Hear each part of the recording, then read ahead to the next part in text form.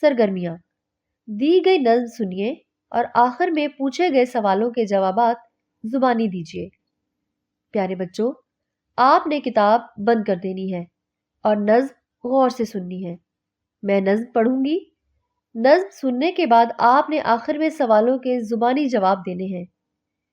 الہی ہماری تمنا ہے یہ کہ ہم سے ہمیشہ تو راضی رہے، پڑھے اور لکھیں اور لائق بنے، زمانے کو حکمت سے روشن کریں۔ الہی یہ توفیق بھی دے تو ہمیں کہ ہم تیرے بندوں کی خدمت کریں، غریبوں کے حامی رہیں رات دن، وطن کی بھی سیوا کرے رات دن۔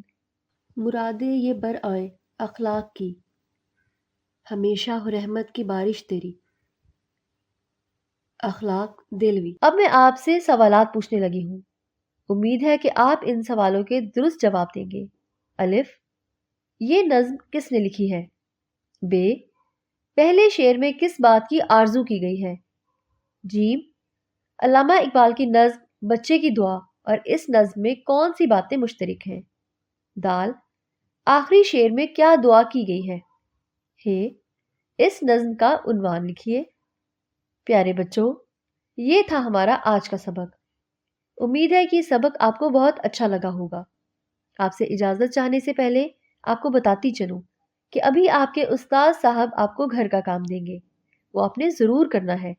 ہاں، اس سے پہلے وہ سبق کا اعادہ بھی کرائیں گے تاکہ آپ کو سیکھی گئی باتیں یاد آ جائیں۔ انشاءاللہ اگلے سبق میں پھر ملاقات ہوگی۔ اللہ حافظ۔